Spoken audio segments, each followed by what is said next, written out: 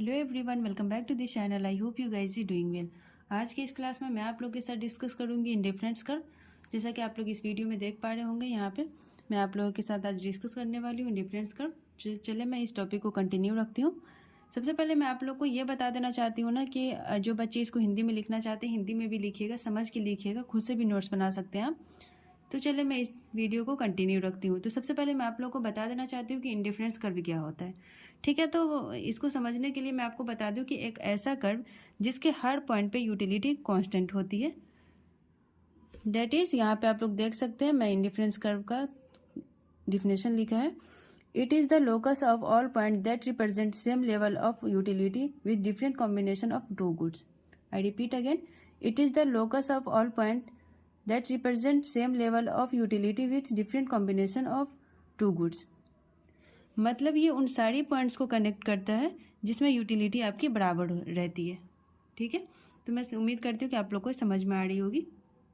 यहाँ पे आप लोग देख सकते हैं utility is equal to X Y at every point on indifference curve utility remains है। आईसी का मतलब मैं इंडिफरेंस कर्व लिख रही हूँ, इसलिए मैं इसको आईसी लिखी हूँ। तो ये इंडिफरेंस कर्व, यहाँ पे देखिए ये फंक्शन है इंडिफरेंस कर्व का, X Y at every point on indifference curve utility remains है। क्योंकि वो तो पता है ना कि इंडिफरेंस कर्व में यूटिलिटी जो होती है इंडिफरेंस कर्व का वो कांस्टेंट होती है। ठीक है, तो यहाँ पे आप लोग देख सकते हैं ऐसी U bar is equal to X Y, ये है ना, ये इंडिफरेंस कर्व का इक्वेशन है। ठीक है, ये ना इंडिफरेंस कर्व का इक्वेशन है। यहाँ पे आप लोग देख सकते हैं कि यानी यूटिलिटी जब कांस्टेंट हो जाए तो different combination of two goods पे तब उसे इंडिफरेंस कर्व कहते हैं। ठीक है, अब यहाँ पर एक कंसेप्ट है कि इसमें यूटिलिटी अगर कांस्टेंट नहीं है तो याद रखिएगा। ठीक है, अगर हम मान लेते हैं कि यूटिलिटी कांस्टेंट नहीं है तब क्या होगा।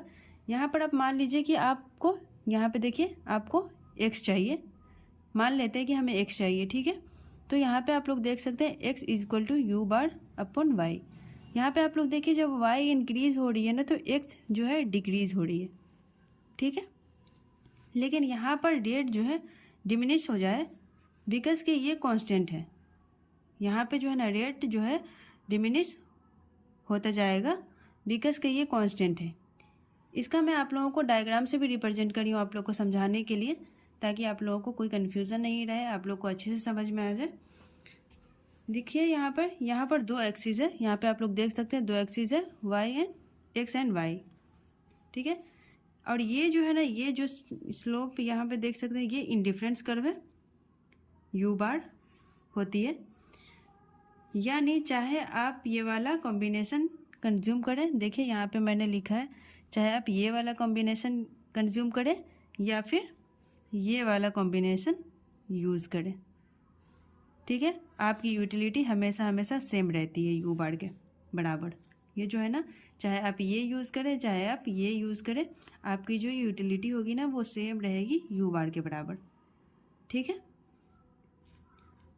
आई मीन टू से चाहे आप ए कॉम्बिनेशन यूज़ करते हैं, यहाँ पे देखिए ए बी सी मैंने लिखा है, तो आई मीन टू से चाहे आप ए कॉम्बिनेशन यूज़ करें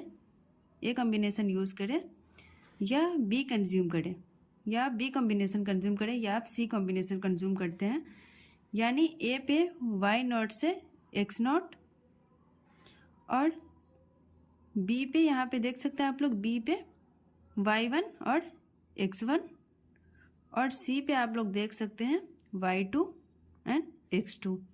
ये अलग अलग डिफरेंट कॉम्बिनेशन है। ठीक है, ये अलग अलग डिफरेंट कॉम्बिनेशन जब आप यूज़ करेंगे तब भी आपकी यूटिलिटी सेम रहती है। इसे ही आप इंडिफरेंस कर्व कहते हैं। ठीक है, तो इंडिफरेंस कर्व का कंसेप्ट आप लोग को मुझे लग रहा है कि अच्छे से समझ में आ गया होगा, यहाँ पे कोई कन्फ्यूज़न नहीं होगा। मैं उम्मीद कर रही हूँ कि आप लोग को बहुत अच्छे से समझ आई होगी इंडिफरेंस कर्व। तो मैं यहाँ पे एक बार आपको ये बताना चाहती हूँ कि ये जो है ना ये जो मैंने आपको अलग अलग ये पॉइंट बताई है, ए बी सी जो कॉम्बिनेशन हमने दिखाया है, ये अलग अलग डिफरेंट कॉम्बिनेशन जब आप यूज़ करेंगे तब भी आपकी यूटिलिटी सेम रहेगी। इसे ही हम इंडिफरेंस कर्व कहते हैं। ठीक है, यहाँ पे मैं आप लोगों को इंडिफरेंस कर्व के कुछ फीचर्स बताऊंगी जैसा कि आप लोग देख सकते हैं यहाँ पे फीचर्स ऑफ इंडिफरेंस कर्व मैंने लिखा है। मैं इंडिफरेंस कर्व को IC लिखती हूँ, तो मैं उम्मीद करती हूँ कि आप लोग को समझ में आएगी। फर्स्ट फीचर है यहाँ पे देखिए, it is downward slope because at every point on indifference curve utility is constant. ठीक है, इंडिफरेंस कर्व डाउनवर्ड स्लोपिंग क्यों होता है? बिकॉज यूटिलिटी कांस्टेंट होती है। ठीक है, ये आप लोग को समझना है। उसके हर पॉइंट पे यूटिलिटी कांस्टेंट होती है। अगर वो डाउनवर्ड स्लोपिंग नहीं होगा तो मतलब अगर यूटिलिटी कांस्टेंट नहीं होगी तो फिर ये शिफ्ट कर जाएगा, जिसे मैं आप लोगों को डायग्राम से भी यहाँ पे बताई हूँ। यहाँ पे आप लोग देख सकते हैं। अब मान लीजिए कि यहाँ पे वाई नॉट की अमाउंट यूज़ कर रहे हैं और इतना एक्स नॉट की अमाउंट यूज़ कर रहे हैं। ठीक है, सपोज़ कि आपको एक्स की अमाउंट बढ़ानी है। यहाँ पे देखिए, सपोज़ कि आपको एक्स की अमाउंट बढ़ानी है लेकिन वाई की अमाउंट घटानी नहीं है। यहाँ पे देख सकते हैं आप लोग, मैं वाई की अमाउंट नहीं घटाई हूँ। तो यही मैं आप लोगों को बताना चाहती हूँ कि यहाँ पे वाई की अमाउंट हमें घटानी नहीं है, तब यूटिलिटी कांस्टेंट नहीं रहेगी। अगर ये वाई की अमाउंट नहीं घटेगी तो यूटिलिटी कांस्टेंट नहीं होगी, ये शिफ्ट कर रहा है। यहाँ पे आप लोग देख सकते हैं, इसलिए इंडिफरेंस कर्व डाउनवर्ड स्लोपिंग होगा। ठीक है, ये आपको समझ में आ गई। सेकेंड आप लोग यहाँ पे देख सकते हैं, it is convex to its origin because of diminished MRS XY। ठीक है, ये कन्वेक्स, ये जो है ना, ये कन्वेक्स टू ओरिजिन है because rate of substitution diminish होता है every additional unit of x के लिए वाई की अमाउंट कम सेक्रीफाइस कर रही है। जैसा कि मैं आप लोग को यहाँ पे डायग्राम में भी समझाई हूँ। देखिए, ये एडिशनल यूनिट ऑफ एक्स के लिए वाई की अमाउंट कम सेक्रीफाइस कर रही है। देखिए, वाई की अमाउंट है ना, कम सेक्रीफाइस कर रही है। देखिए, वाई नॉट से y1, y1 से y2। यहाँ पे देखिए x1, x0, x1, x2। तो every additional unit of x के लिए y की अमाउंट कम सेक्रीफाइस करते हैं, इसलिए ये कन्वेक्स टू इट्स ओरिजिन होता है। ठीक है, यहाँ पे आप लोग थर्ड देख सकते हैं। मैं थर्ड आप लोग को बताती हूँ अभी। यहाँ पे आप लोग देखिए, थर्ड हो गया यहाँ पे, higher indifference curve represent higher utility. ठीक है, थर्ड है, this is because higher indifference curve contain more of one good और मोड ऑफ बोथ गुड। ठीक है, यहाँ पे मैं आप लोग को बहुत अच्छे से समझाने की कोशिश कर रही हूँ, तो मैं उम्मीद करती हूँ कि आप लोग को बहुत अच्छे से समझ में आएंगी। इसमें दोनों गुड्स का ज़्यादा अमाउंट कंज्यूम करता है। ठीक है, या फिर at least mode of one good. इसे मैं आपको डायग्राम से भी समझाई हूँ, जैसा कि आप लोग देख सकते हैं यहाँ पे। इसको आप देखिए, मान लेते हैं कि आप ये बंडल यूज़ कर रहे हैं। ठीक है, यहाँ पे देख सकते हैं, ये आप लोग देखिए, यहाँ पे मैंने बंडल यूज़ करे X naught and Y naught. ठीक है, यहाँ पे एक्स नॉट और ये वाई नॉट, ये हम बंडल यूज़ कर रहे हैं। ठीक है, अब कोई भी एक पॉइंट लीजिए और इसके बाद यहाँ से देखिए, मैंने यहाँ पे ये लिया और फिर देखिए आप लोग, ये जो है ना, ये लिया फिर ये लिया। ठीक है, अब कोई भी एक पॉइंट लीजिए और इस वाले इंडिफरेंस कर्व पे मोर यूनिट ऑफ एक्स है, मोर यूनिट ऑफ एक्स। देखिए, यहाँ पे इसको मैंने ए लिया है, ये बी है और ये सी है। ठीक है, तो ये मोर यूनिट ऑफ एक्स है। ठीक है, फ्रॉम ए टू बी के लिए, यहाँ पे देख सकते हैं, ए टू बी के लिए मोड यूनिट ऑफ एक्स है। देखिए, मोड यूनिट ऑफ एक्स मैंने सबको यहाँ पे लिख भी दिया है ताकि आप लोगों को अच्छे से समझ में आए। और अगर ए टू सी, देखिए ए और सी, तो ए टू सी के लिए मोड यूनिट ऑफ वाई है। देखिए, मोड यूनिट ऑफ वाई। और अगर आप यहाँ पर दिए गए तो देखिए, यहाँ पे मैंने सी दिया है, यहाँ पे सी है तो ये, और यहाँ पे जो मैंने वाई, यहाँ पे देखिए एक और यहाँ पे मैंने दिखाया है, ये मोड ऑफ बोथ गुड है। ये दोनों बोथ गुड, यानी हायर इंडिफरेंस कर्व आपको ज़्यादा यूटिलिटी देता है, क्योंकि हायर इंडिफरेंस कर्व या तो किसी एक गुड का या फिर दोनों गुड का अमाउंट कंटेन करता है। ठीक है, तो मैं उम्मीद करती हूँ कि यहाँ पे आप लोग को ये भी समझ में आ गई होगी। फोर, यहाँ पे आप लोग देख सकते हैं, two indifference curve never intersect. देखिए, two indifference curve never intersect, this is because law of transitivity. ये मैंने आप लोग को पहले भी बताया था, तो मैं उम्मीद करती हूँ कि आप लोग को समझ में आएंगी। मैं बताऊंगी फिर से। लॉ ऑफ ट्रांजिटिविटी कहता है कि अगर ए उससे बड़ा है, अगर ए बी से बड़ा है और बी सी से बड़ा है, तो ए जो है वो बी से बड़ा होना चाहिए। यह है, यहाँ पे देखिए, इसको भी मैंने आप लोगों को डायग्राम से यहाँ पे रिप्रेजेंट करी हूँ। देखिए यहाँ पे ये जो है ना, ये फर्स्ट इंडिफरेंस कर्व है। ये यहाँ पे आप लोग देख सकते हैं, ये फर्स्ट इंडिफरेंस कर्व है, इसको मैंने आई सी यू नॉट लिया है। और ये सेकंड, यहाँ से देखिए, ये जो है ना, ये सेकंड इंडिफरेंस कर्व है, जिसको आई सी वन और यू वन लिया है। ये मैं आप लोग को समझने के लिए बहुत अच्छे से लिख दी हूँ ताकि आप लोग को ये समझ में आए। तो यहाँ पे आप लोग देख सकते हैं, यहाँ पे इस पॉइंट पे मैंने ए लिखा है और इस पॉइंट पे मैंने बी लिखा है। ठीक है, यहाँ पर ए मान लीजिए और यहाँ पे बी मानते हैं। ठीक है, और यहाँ पर सी मान लीजिए, जो मैंने पहले ही लिख दिया है ताकि आप लोग को ये समझ में आए। अब अगर इस पॉइंट पे देखते हैं कि ए बी से बड़ा है, देखिए ए जो है बी से बड़ा है, यहाँ पे आप लोग देख सकते हैं, जो मैंने यहाँ पे लिख भी दिया है, क्योंकि ए हायर इंडिफरेंस कर्व पे है। ए जो है ना, ये हायर इंडिफरेंस कर्व पे है। ठीक है, ये आप लोग को समझ में आ रही होगी, हायर इंडिफरेंस कर्व पे है, लेकिन सी दोनों पर है। यहाँ पे आप लोग देख सकते हैं, यहाँ भी है, यहाँ भी है, ये सी दोनों पर है।